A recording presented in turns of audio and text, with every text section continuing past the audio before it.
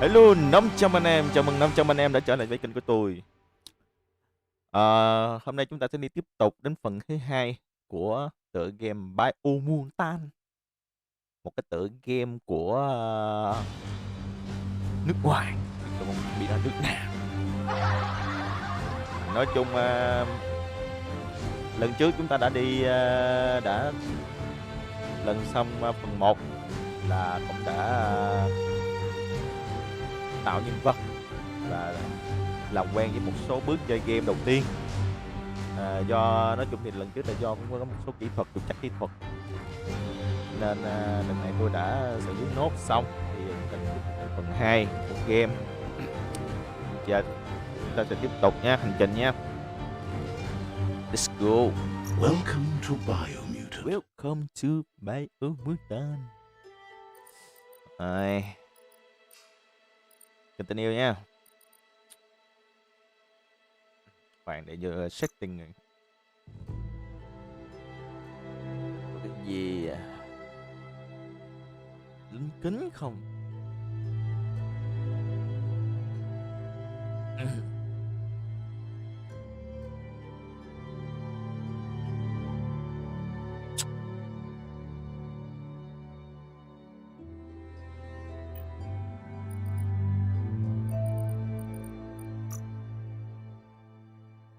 Are you sure you want to continue last step? Ok, continue.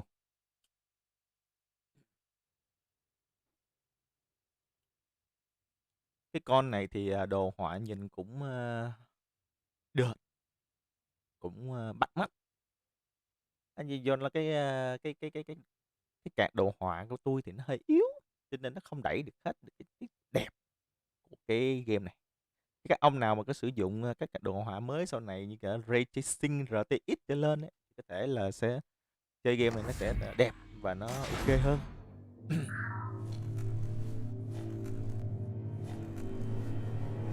Rồi, ui giời ơi, người thì nhỏ mà cầm cái đào thì ớn anh không chứ.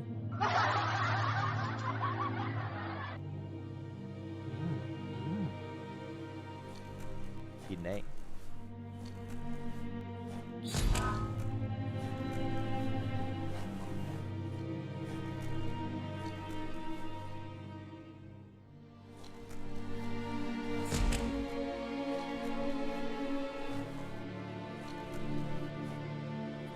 Rồi bây giờ chúng ta đang tiếp tục hành trình mò kim đáy bể. Cái này cái gì đây? Một bản đồ, bản đồ địa lý à? Địa lý à? Mà những cái này là loài người, hình như lúc này loài người hình như bây giờ đã không còn hay sao đấy, bây giờ chỉ còn lại là loài vật thôi. Đây là những công trình của loài người để lại đây. Đấy. Toxanol built vessels called arcs to save themselves from the Ông nào giỏi tiếng Anh impending nên thì có thể đọc được cái nội dung này và sẽ hiểu rõ những cái nguồn gốc. It is only from the flight Như logs of tôi the single English tôi arc they thuộc left dạng behind that we know tầm trung other thôi, cho nên tôi arcs traveled nội through dung the nó cũng phải đến tầm sky trung and thôi, beyond. thông cảm nhé. It seems those that came before us never lost hope in finding a new home for their kind. Sau khi người ta diễn thuyết về cái game này xong rồi đó, rồi ta sẽ tiếp tục hành trình đi khám phá thế giới. Gì đây? Bạn tìm được Buzi, đây là sẽ là around the world, thế giới. Some open new path, why often future open the world. Nó giống như là một cái là một rose not. This is a number of roads you have left on the net.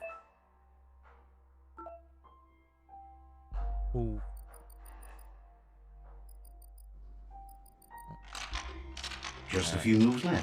Make them count. Ôi giời, bị giật. Ôi giời ơi, anh sóc người ta bị giật.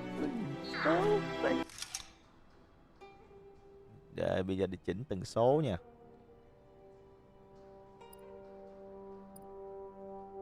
Nè, trắng. Đó. Này vàng. trắng.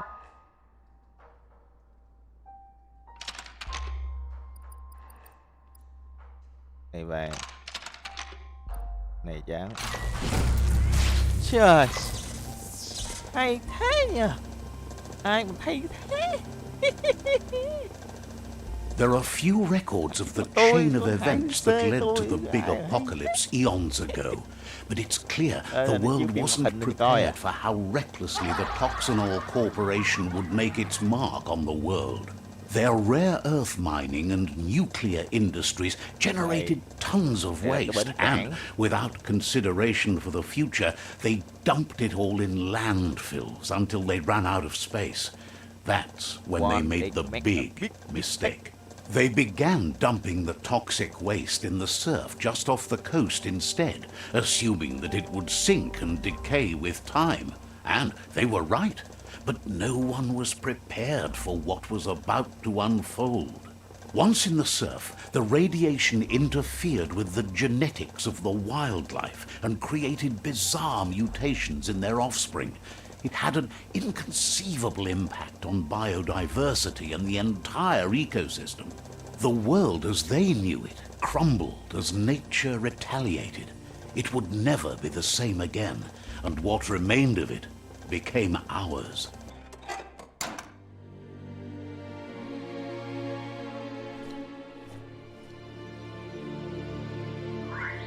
Rồi, sau khi tìm hiểu về một cái thế giới loài người trước đây như thế nào, thì bé sóc nhà ta lại tiếp tục đi tìm những tội nghiệp này. Bé sóc bị điện giật. Ôi giời, anh nhảy tưng tưng tưng tưng tưng tưng, chắc cười chết rồi.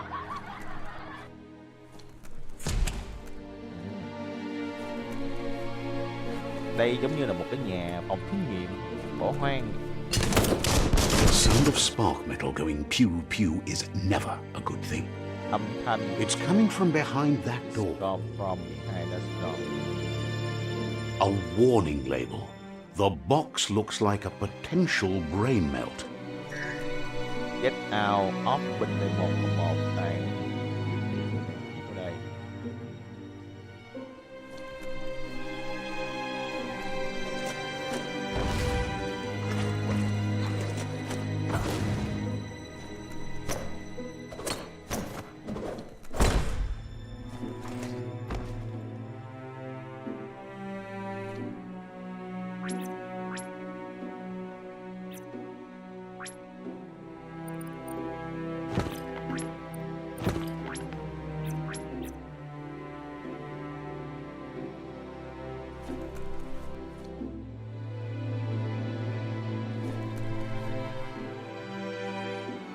Sau này nó có cầm kiếm bên ngoài nhỉ? Nãy lúc trước là tôi chơi là nó nhớ nó có kiếm mà ta.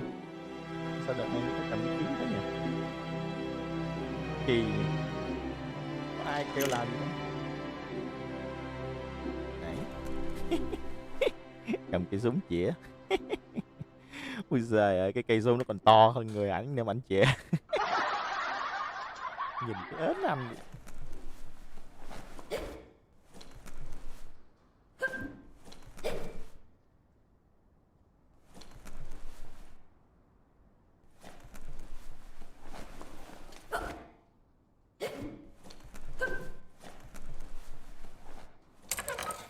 It's going to take a bit of puzzling to short circuit the door. Sử dụng trí thông minh ở đây. Quay ra đầu tiên là vàng trắng. Vàng trắng vàng. Cái này là phải xoay ra. Đấy. Này là vàng. Just a few moves left. Make them count. Trận không cần tránh. There you go. There you go.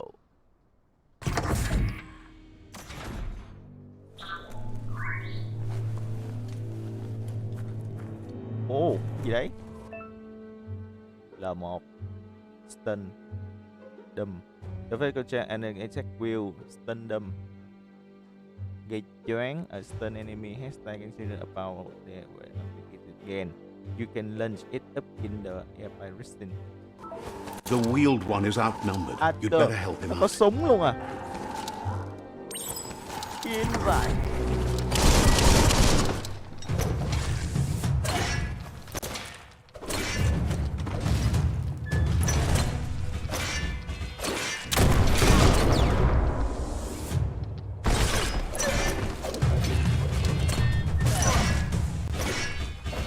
Person.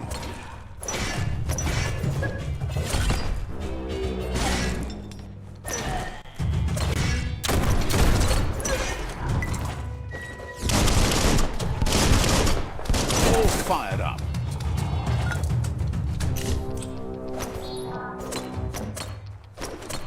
That's the last of them. Let's talk to the wheeled one before backup arrives. À, thằng này nó là That's a bạn good mình. find. Nãy giờ cái tướng thằng này là đực.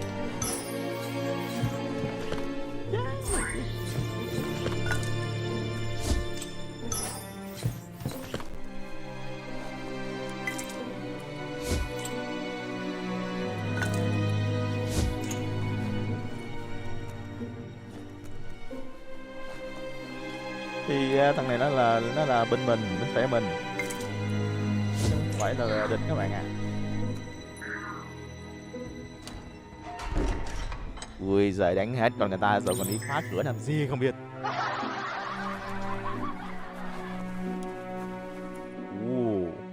Con này con gì ấy nhỉ? À, hình như cũng là con sóc hay con hồ ly giống này này. Hồ ly này hồ ly già. Con ly già nua. Cái gì không? Không có gì. Và nói chuyện với hồ ly già nua này. He wants to thank you for taking his side against the scavengers. He sounds familiar. You just can't figure out why.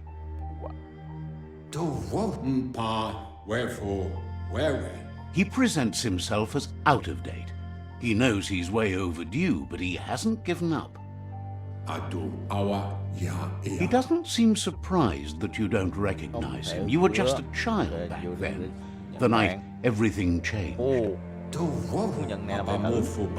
There have been rumors of a one-eyed Ronin seen outside the Great Wall, and he's happy to see it's true. The legend of the one-eyed child that grew up as an outcast is old and sad.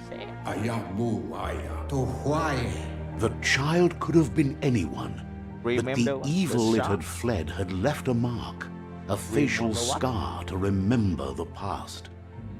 The child could have been when first you left a much a facial scar to remember the past. Thử là cái gì? Remember what là gì? The scar.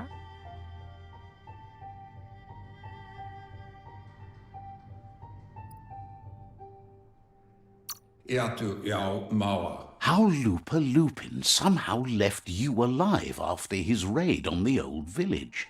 He must have had a purpose with that. The question is, what? There's no doubt you're the child, and that what Lupa Lupin did to your village, your Muma and Popsy, was the beginning of the end. Nói về vấn đề gì đó nhỉ? Giờ cho cái trình độ English của tôi. He says it has taken you a long time to bring the past back up to the present, to find your way back. But he's grateful you have. It was after the attack that the unity fell apart. Your Muma's disciples divided and formed tribes as a reaction to the blight that had fallen upon the land. Unity, thấy cái chữ unity thôi, cái câu này unity.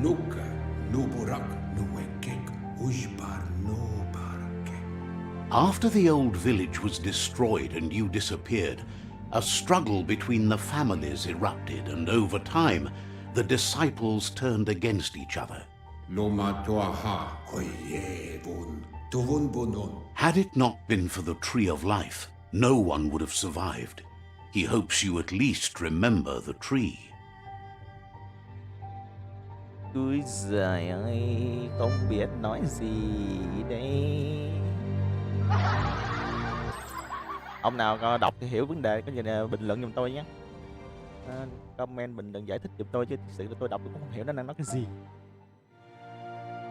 Này, ấy. Way back in the long ago. Trở lại một thời gian trước dài à. Talk best before. Lúc này hình như là anh này là tập sự. Dễ thương nha. Anh chưa có võ công với cái thế gì đấy. Hình như cái ông đó chính là ông đó là cái người đào tạo và hướng dẫn nha. Anh hồ ly nhà ta. Trời đất ơi. Khó luôn á trời. Asks if you were tired, as it's a bit of a hike here from the village. He wonders if your Muma knows you are here. Gì đây? Nhìn đó he wonder if your Muma knows you are here. Tôi hy vọng tôi nói cô ấy I don't think she care. Tôi không nghĩ rằng cô ấy quan tâm à.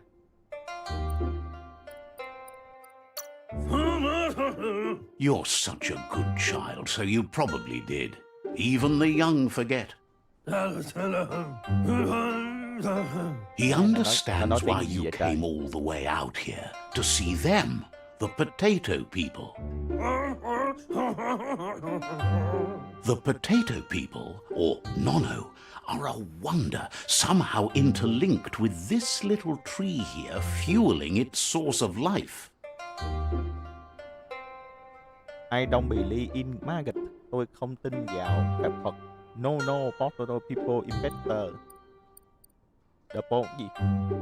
The potato people are no wonder somehow interlinked with little tree here, ruling. No, potato people is better.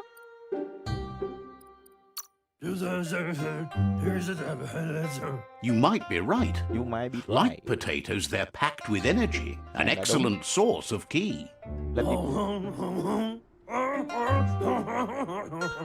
Nói tiếng gì vậy? The Nono prefer to hide in glitter grass. He says you should get over there and ruffle it. See if you can make one come out of hiding. Vừa người nói mà có người thông dịch viên nữa. Kim thật.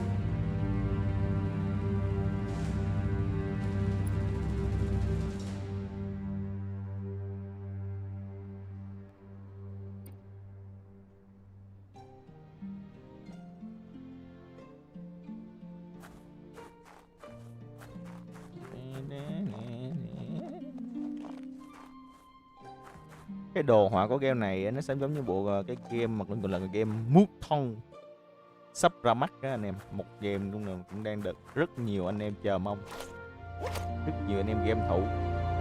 Mutant của Trung Quốc hành một game của Trung Quốc. Có một cái trailer về trên YouTube về game Mutant này rồi. Thì cái đồ họa game này nó cũng na ná giống như vậy. Anh em nào muốn biết game Mutant như thế nào thì có thể nghiên cứu tìm hiểu thêm.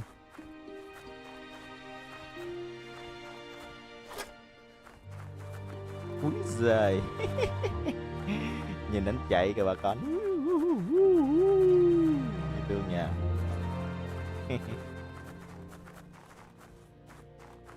Gì đây?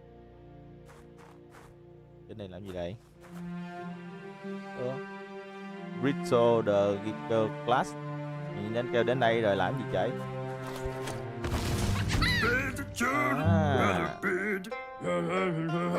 You found one. Bừa, tự You nhiên should làm be được. proud. They don't come out for everyone. The Nono's key energy is just what the Pensai needs to complete its cycle and grow into a tree of life. What fancy? Fancy là cái gì? Will it grow strong enough? No, để sử dụng năng lượng Pensai cần complete it. Only time will tell. At least his intention is to dedicate his life to it. He has the feeling the fate of the world depends on it.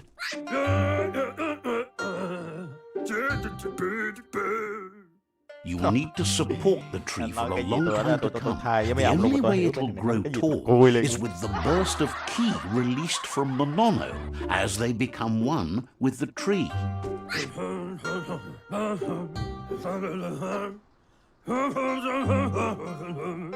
You'll need a net to catch the nono, and he wants you to use his, but asks you to be gentle. The nono are sensitive beings, an embodiment of ki, the primal energy.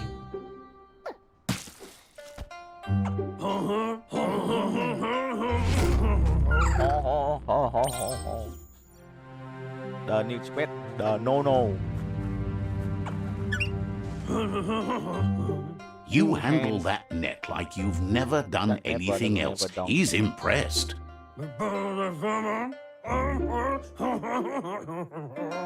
He's grateful for all the help he can get. There's lots of nono out there that need to be guided to the roots of the pensai tree. For all help can get that there lost a no more out there.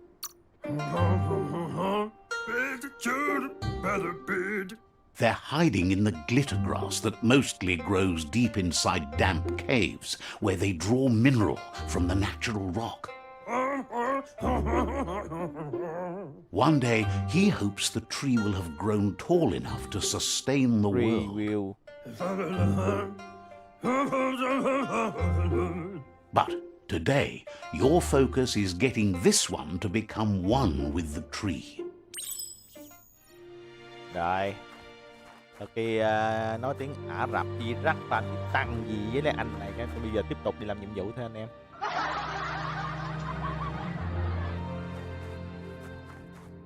Đúng là ngôn ngữ của loài vật. Chúng ta thực sự không hiểu ngôn ngữ loài vật đang nói gì. Khi chúng ta hiểu là chúng ta hiểu là chúng ta làm như thế nào ở đây.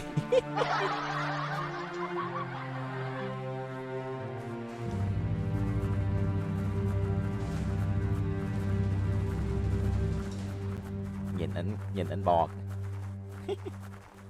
vui thật chứ.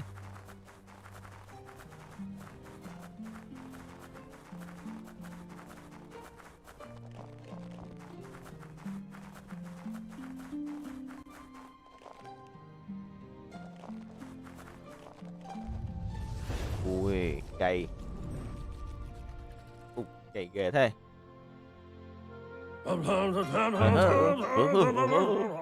Now that you've seen the nono's connection with the tree with your own eyes, you have no reason to doubt.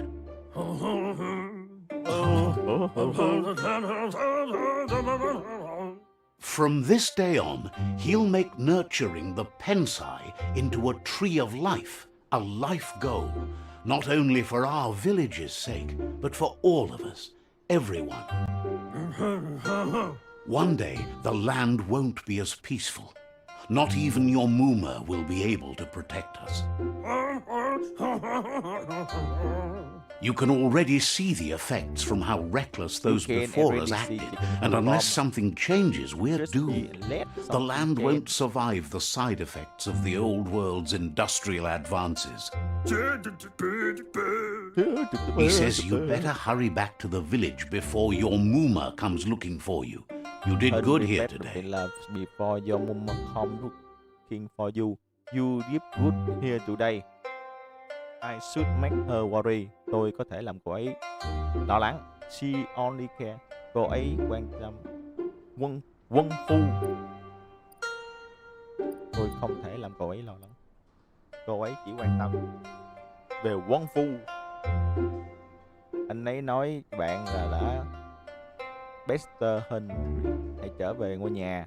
Sau đó Mumma của bạn có thể tìm thấy bạn. You did good. Ngày này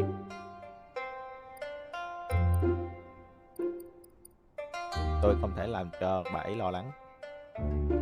Yes. No, she's got lots on her mind and needs rest after the raid last night on the Lupin camp with her disciples. Wonders if they let the Predator family live or not. Cái gì? cho nên mình đã nói trả lời cái gì nó no. He lost you there for a while, but Rồi, no bây giờ lại memory lại is đây. alone. It's part of a trail you can follow. He says he remembers every single day he devoted to growing the tree of life, but now he's afraid it might be in vain. The tree started to die when the end of days begun, and it wasn't long after that that the world eaters arrived. The age of day, ngày kết thúc à? What is the tree khởi đầu the die khi day end and of day begun.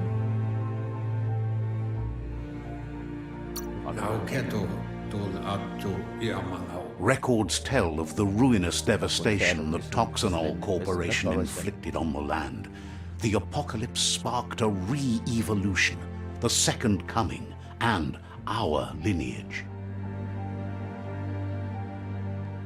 Ồ, này là gì ta, bản đồ His ta? friend Gizmo is working on a Mecton and needs help defeating the Jumbo Puff at the end of the West Route. Wiz is still repairing his octopod to confront the Merc Puff that dwells deep down under the surface at the end of the Northwest Route. Nocco has tamed the midget and is preparing to take on the Hoof Puff at the end of the Nó East đang nằm ở Route. rất là nhiều vị trí. Đó, nó chấn giữ mỗi nơi. Nó chấn Finally, giữ. Goop is almost Một done con thể with the chấn giữ một Goop khu vực. Glide, a machine able to ride the nhiệm vụ chúng waves ta là of the tiêu diệt những surf con này. all the way out to the Porky Puff at the end of the route to the southeast.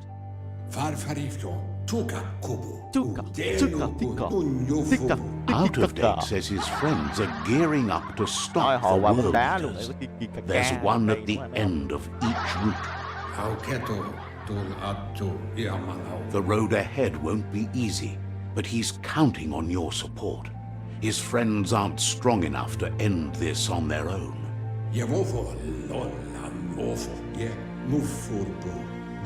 He wants you to understand that you'll all die if the tree isn't saved.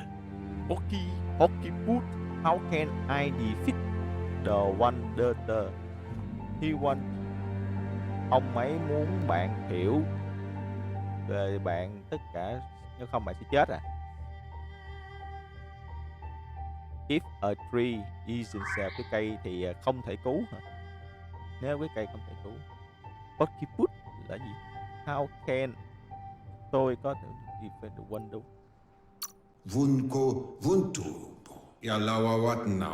His friends have prepared something specific for each world eater. The Mecton, the Octopod, the Majute, and the Googlide are almost ready to ride. Regardless, you'll meet again once you've played your part in the tribe war and the situation with the world eaters.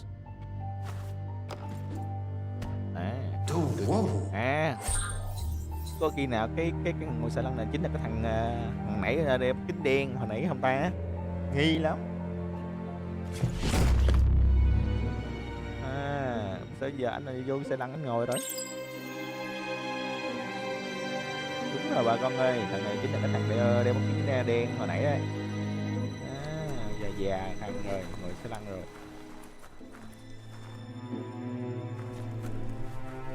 You're getting the hang of it.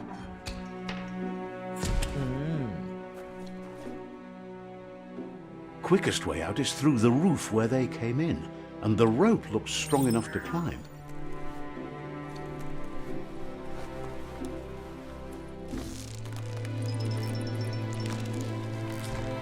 Đúng là con sóc. Ủa con này không biết phải con sóc nhỉ? Hay con hồ ly hay con gì nhỉ? Ông nào biết comment dưới cho tôi biết nha. Nãy giờ tôi lăn tăng không biết con này con gì.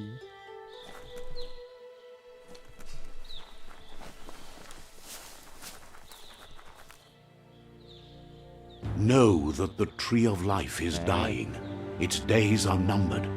Without help, it can't endure the environmental change and assault from the world eaters. Biomutant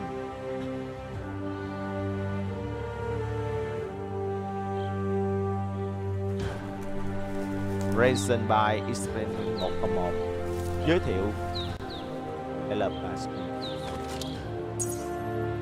Phil Johansson Vardan. Này thì bây giờ mới quảng cáo tên mấy ông nội làm game. Chơi mấy mùa rồi quảng cáo tên mấy ông nội làm game là sao? A signpost maps it out for the cartographically challenged. Nhìn cái cây này giống như cái chỗ cột mốc ranh giới. Let's see. Let's see.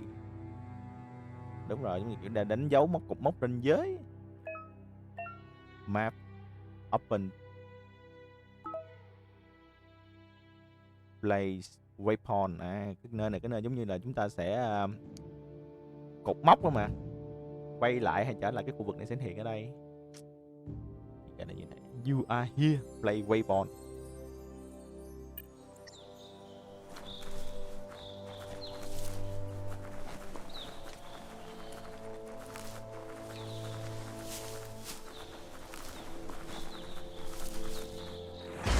Ồ, ghê vậy. Con gì vậy? Con gì mà ba đầu trên kính thế?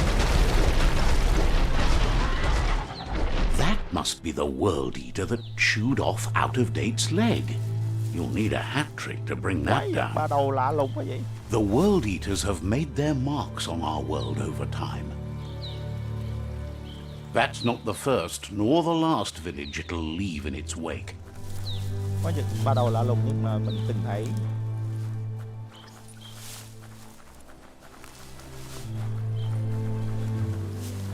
Look, a survivor. Glad to see someone made it out alive. Talk to the survivor. Người sống sót. Survivor.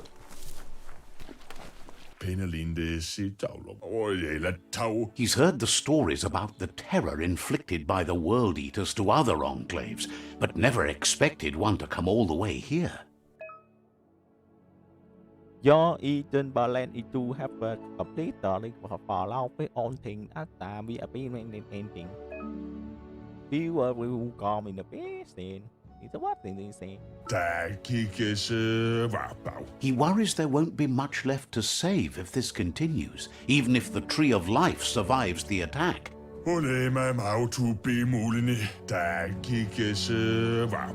He doesn't know what your connection is to this place, but something tells him you've stayed true to your heart.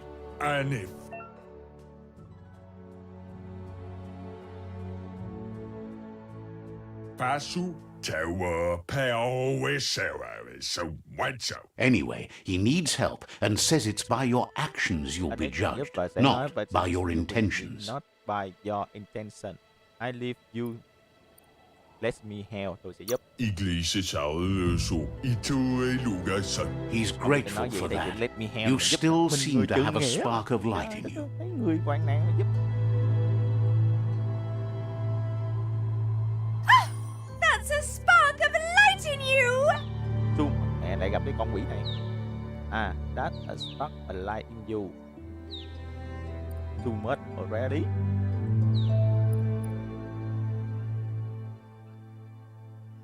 Quá nhiều. Already là gì? That spark. That's right. Smack that spark out before it starts. You don't have to be so harsh. It's such a little spark. You don't have to Take it out now while it's small. There's always another spark.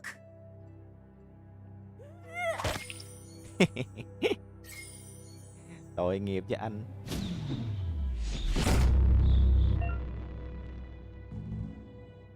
Cái gì đây? PSI pawn. Unblock. PSI điểm PSI đã được unblock.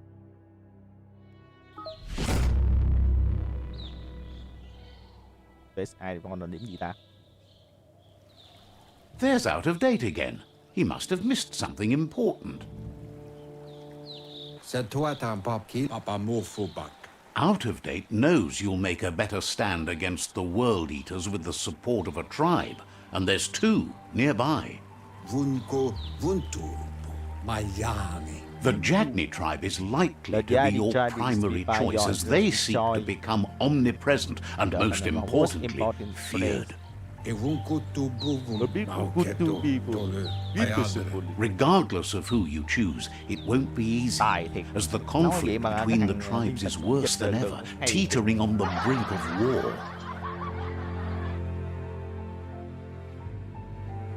The Myriad's conviction to stop the World Eaters began when the Leviathans rose from the depths of the surf. Siding with the Myriad's movement for wholeness in a fragmented world might seem like the logical thing to do, but is it the right thing? One thing's certain, though.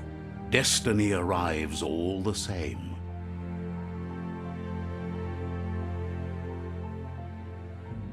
The Jagni tribe only ever had one conviction, to bring balance to the world by wiping out the weak.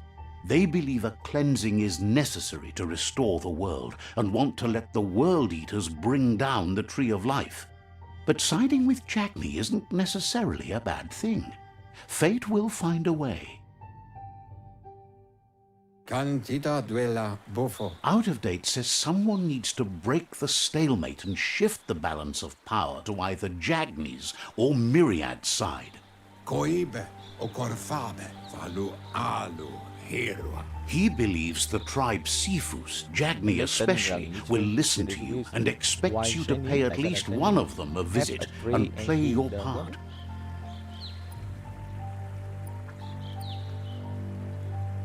Listen you nghe. Bạn có thể chạy quest đầu tiên là visit and play your part.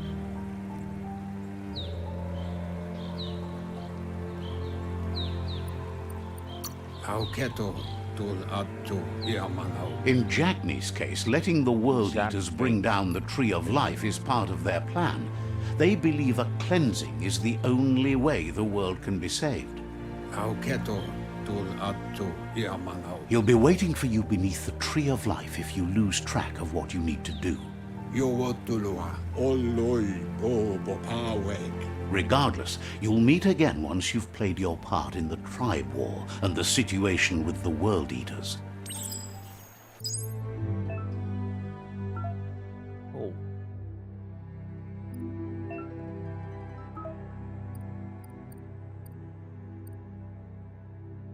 Jonat Triple.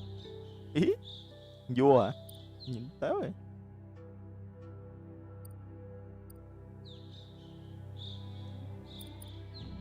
Mỗi vùng có một vị vua. Ê, càng nhà nhiều vua thế. Có gì để nâng cấp chưa nhỉ?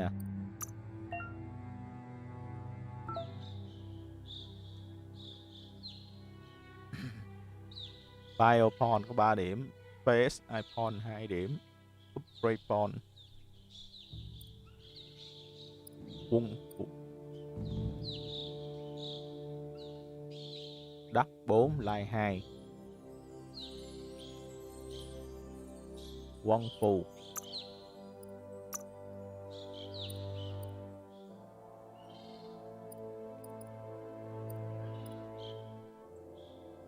hai súng mà bắn à. Two face copper brick.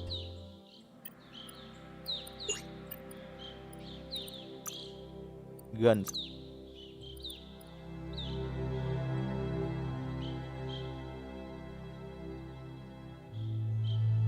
Chém xong mà bắn.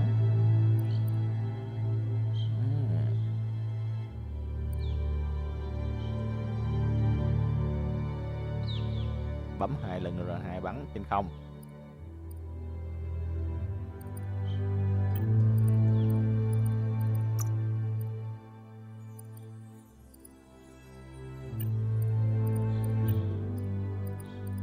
Passive melee này hết rồi. Rồi luôn.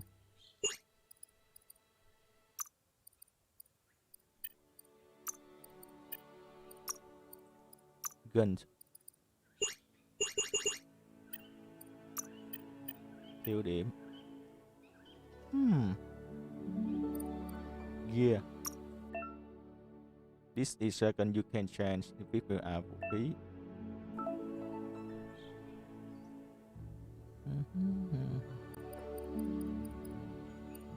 torso. Cái này là gì? Back, right, shoulder. You can shot a gear according to the this.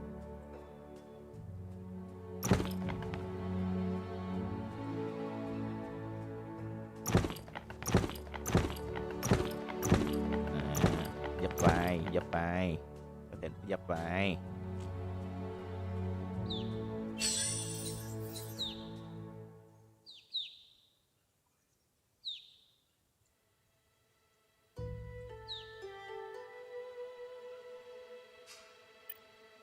Này có thể được dập vai đây.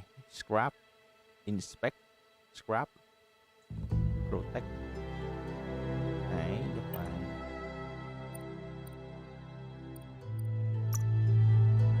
No item. No item. Offhand. Twin silver wrap, unblock one pool.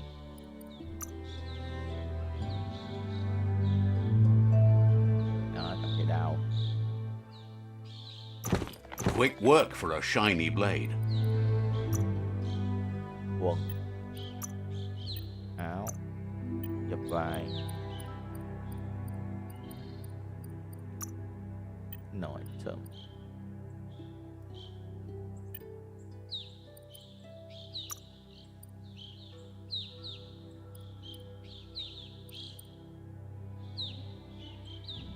Constant máu. Another fork in the road. It's either the tunnel or the motor bridge. What'll it be? Đi lên cầu này, đi thông qua bên kia.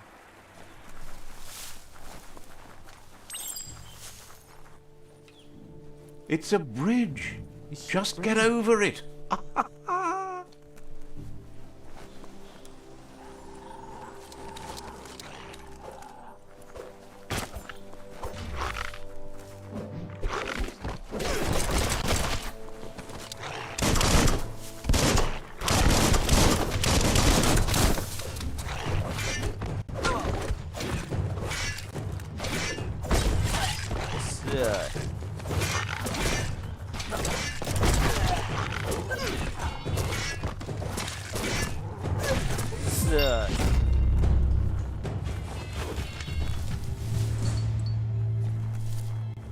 Rồi. Là bạn hay là tù đây?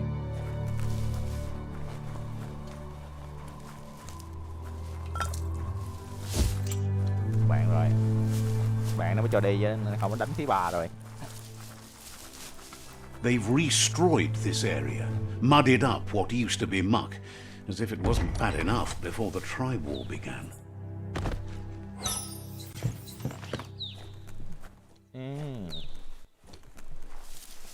Có các anh bạn người samurai nó mới ghê. Kim thịt. Có sóc samurai. That's the Jagni tribe's fort. Their friendship can be a blessing or a curse. It's up to you. You're either a part of their solution to the tribe war or part of the problem. Rồi, đánh dấu điểm mốc rồi. Let's see.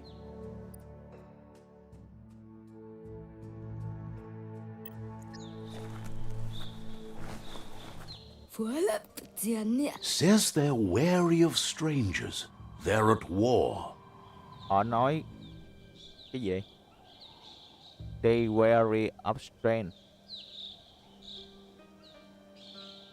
I'm off. I'm just want to see. Figures the Sifu would be interested in seeing you.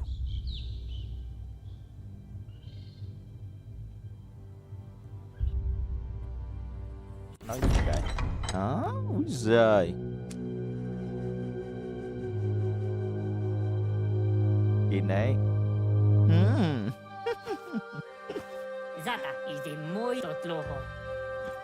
Thủ lĩnh nhìn thủ lĩnh nhìn. Tớ phải là rồi. The Jagni tribe wants to become omnipresent and, most importantly, feared. They want to vanquish the tribes, as the only way they can guarantee peace is through supremacy. The Sifu is determined to let the World Eaters destroy the Tree of Life, as it's part of their strategy to cleanse the world and start anew.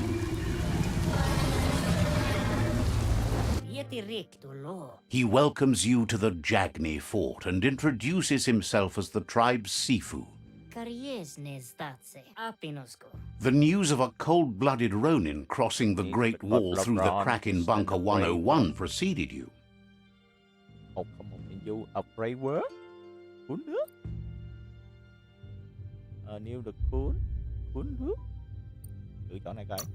He's referring to your rampage through Bunker 101. It seems you don't mind a bit of blood on your hands.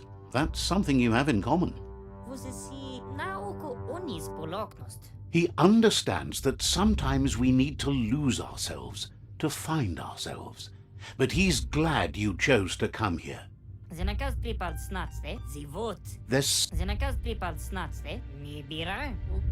Sometimes one memory can make another come to life. He hasn't thought about your Muma for ages, even though she taught him a lot. He was one of the original Wang Fu disciples. Your Muma invented Wang Fu.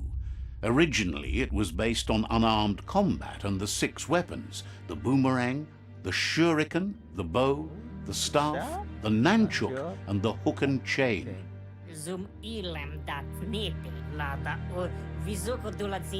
The Sifu says it's time to set the past aside, at least for now.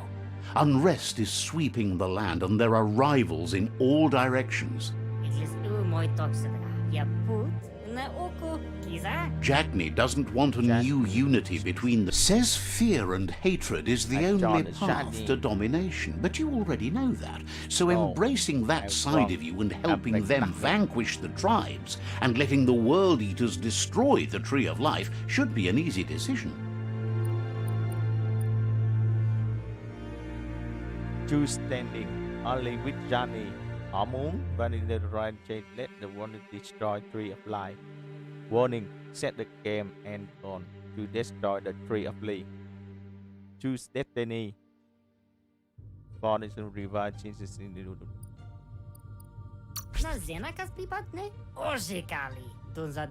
He didn't expect that of you.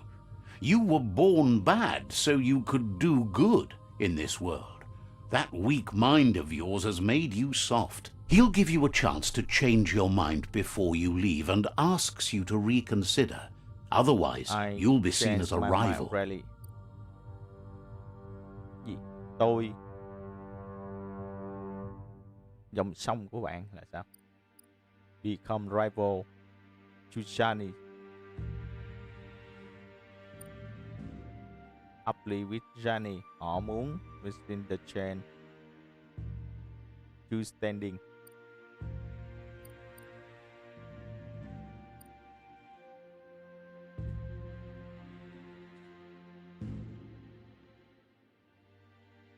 Bạn rời đi. As you should be as rival. As wonder. You be seen rival. Là sao ta? Kẻ thù à? Rival là kẻ thù à? Give a chance.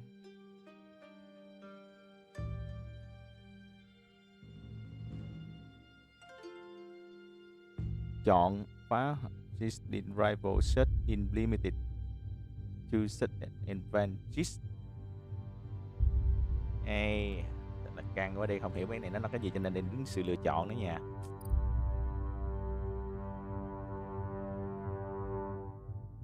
Căng đấy.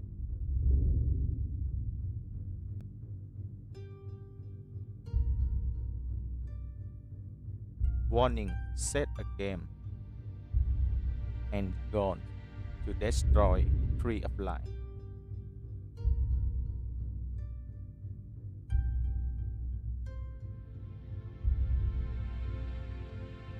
Is limited to set.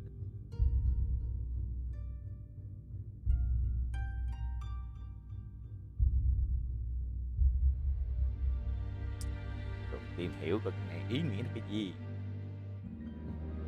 Vừa chơi game mà vừa học English, ghê đi chứ.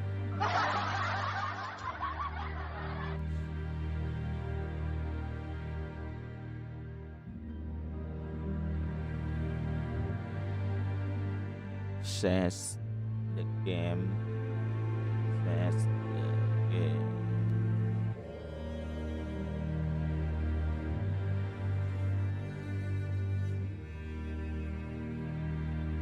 And gone.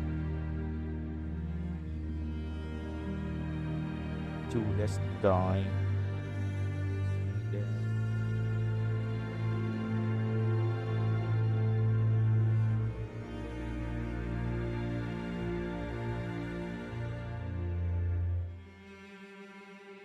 The tree of life.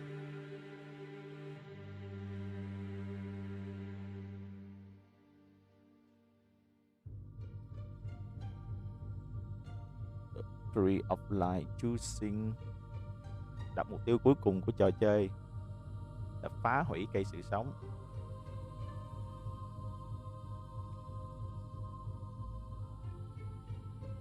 Choosing death. For defeating F E A rival S E F U S scientific limited to S-U-V D-U-V or vanquish.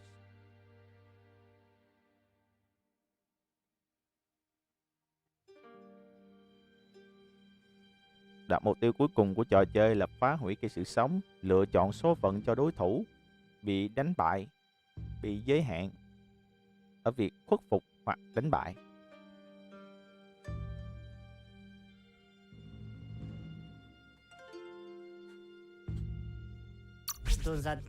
He recognizes you sometimes need to challenge your mindset to make up your mind. You're a Jagni ally now. The Sifu was waiting for something to tip the balance in their favor, and with you by their side, he's confident you can vanquish the other tribes. The one he wants to deal with first is the Myriad tribe.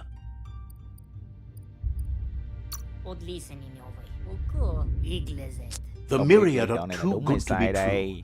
They might believe in the greater good and a code of honor, but uniting the tribes and saving the tree of life won't change anything.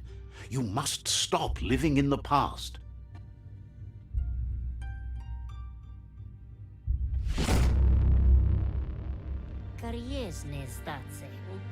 Their kin must put an end to the war before war puts an end to them. It'll cost bruises and broken bones. Being defeated is a choice they won't make. They've talked about that, but words do not frighten those who feel no fear. He wants you to focus. These are the new rival outposts your tribe needs to take control of. Đây là như là lãnh thổ của cái đây còn bên kia là lãnh thổ của bên kia, phe bên kia. He says you'll regret not being on their side. The only way you'll learn their secrets, Wung Fu and the tribe weapon now, is if you defeat him. And that will never happen. You both share dark thoughts, so they want to wage a war. A war where all... Once you've conquered the rivals' outposts, you'll challenge their Sifu for control of... Seeing... Jagni doesn't want a new unity between the tribes. Their goal is to become omnipresent and, most importantly, feared. Vlada Zivot. He remembers your kind and unselfish soul. Anyway, you'll pass your old village on your way to the first... It's always the little things you remember, and with you it's pretty much the only thing he recalls, that you were little.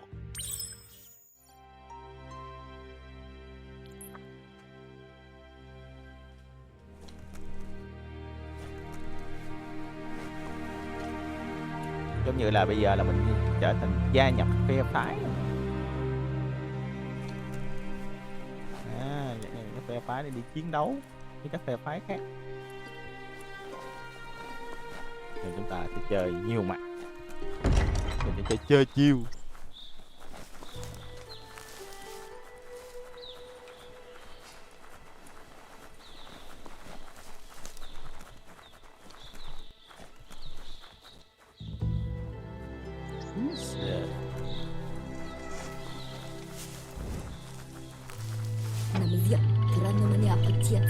Sniffs about you fouling the air when you could be helping the Ankati instead.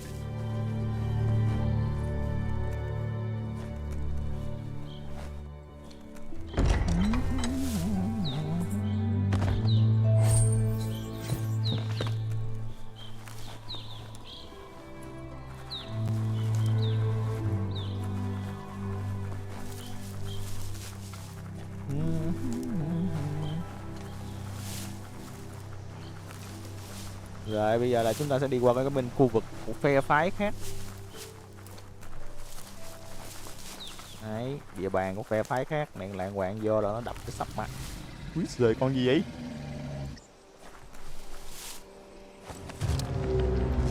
Better beware, that's a mump up ahead.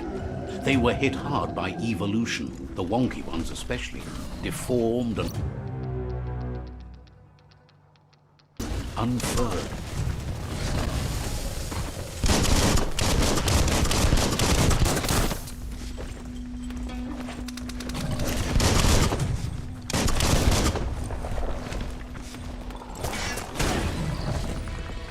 Im thế.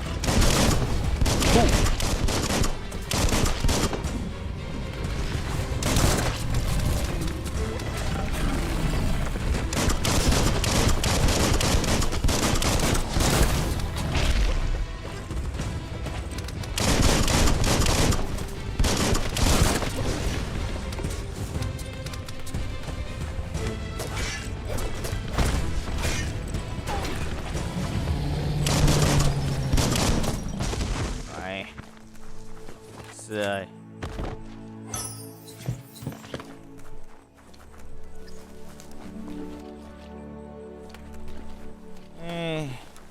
Giết một anh to xác.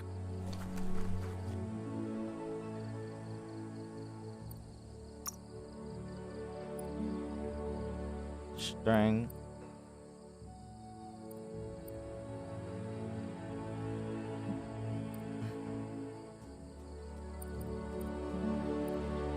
Power, kill injury, strength. Tăng máu nha. Melee damage. Tăng máu đi. If anyone can take it, it's you.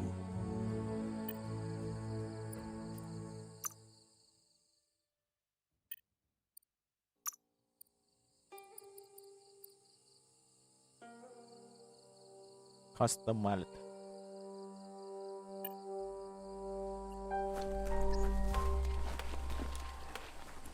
Máu này có khả năng tự phục hồi. Ui, lắc thế. Hơi lắc mấy ông à.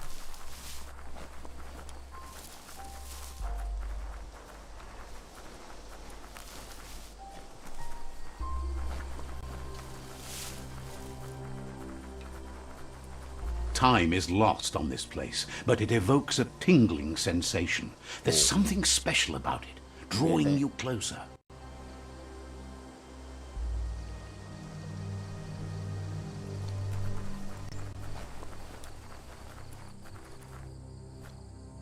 Rồi, đánh dấu địa bàn. Let's see.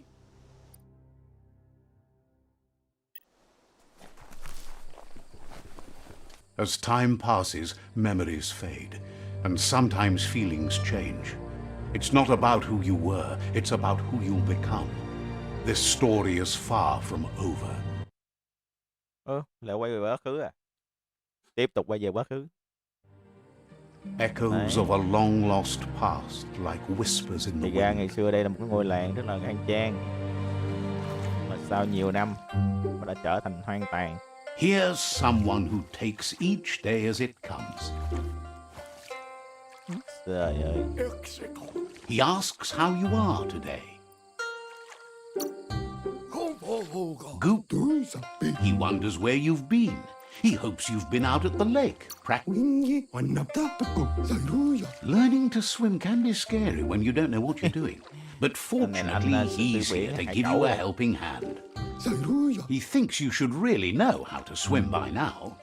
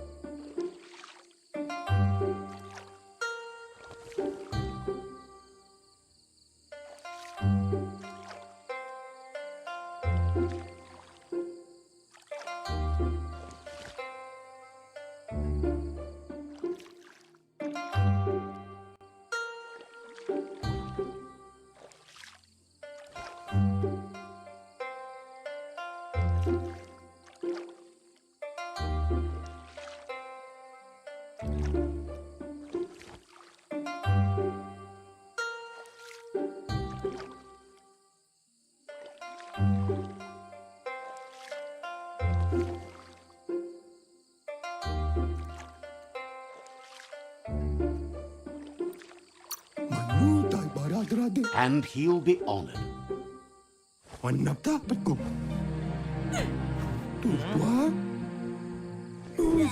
Trời đất ơi.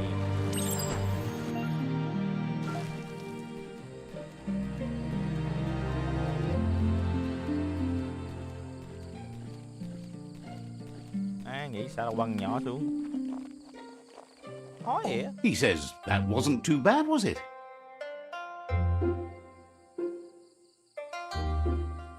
That's what the bad word it. You almost from me. As did I learn how to not swim.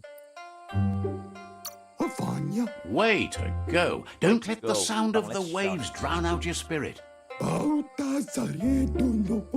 But you need practice. Lots of practice. Cố lần nữa.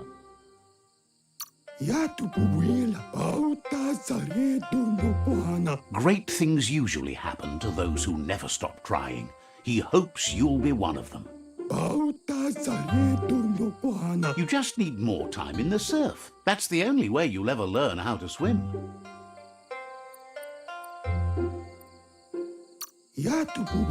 You can never try too hard. Bạn có thể. Judging by your Muma's look, it seems you forgot something.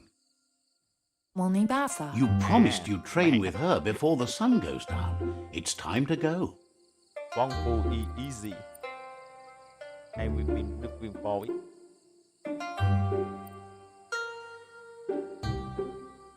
Bạn phải hứa là bạn train before the sun get down. It's time to go.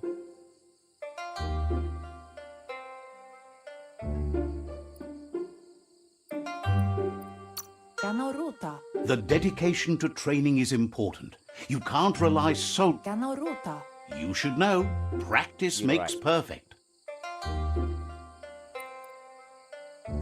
You should know. Bạn biết đó. Perfect make perfect.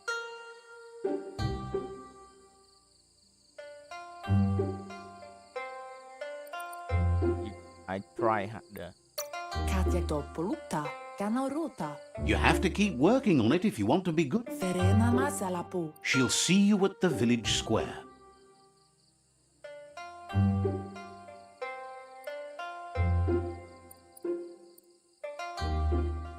See you there soon.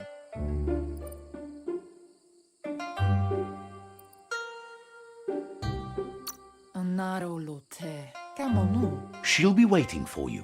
There will be a surprise for you at the end, too. Huấn luyện Wong Fu. Here's another familiar face with lots on his mind. Asks how you're feeling today. Best now. He was hoping you could help him pick up some scrap for a thingamajig he's working.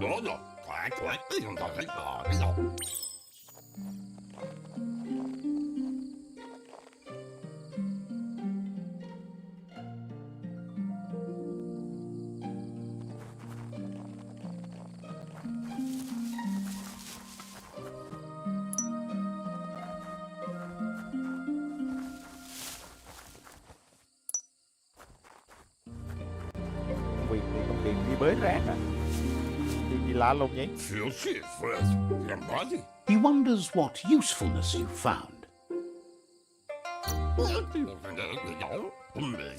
He can work wonders with almost anything and asks if you know how to upcycle.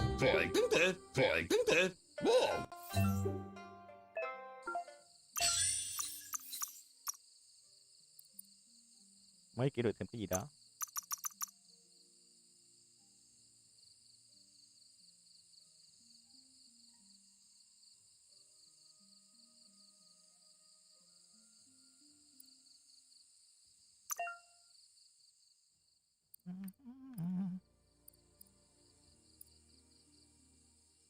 Cà lê à?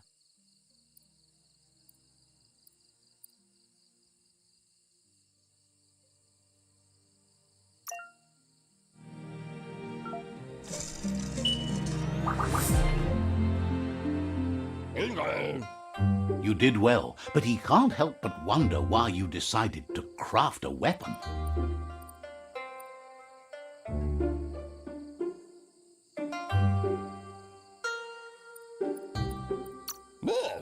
He appreciates them.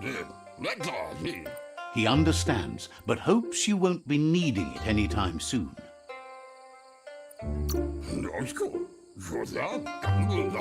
He's looking. It looks like she's starting to lose her patience. Mẹ đến nữa. Tukonda. You know she doesn't like waiting for you. She wants to see you on the village square right away. Narolute. Then you... Asilnatu. She wants you to grow up and start thinking for yourself. You really need to find yourself before she's gone. Gendrana mala. Anora kapapum. Andro? You've always followed your own path, but this time she needs you to follow. Canamunta. Canamunta.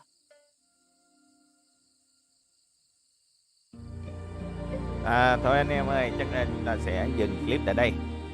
Thì cảm ơn anh em đã theo dõi clip của tôi. Hẹn anh em vào một clip tiếp theo nha. Thì bây giờ thì tôi sẽ tiếp tục chế tựa game này, nhưng mà sẽ kết thúc tại phần tại đây. Clip cũng dài rồi. Cảm ơn anh em đã theo dõi clip của chúng tôi. Hẹn anh em vào clip kế tiếp. Bye bye và hẹn gặp lại nha. He asks you to stop right there and wonders where...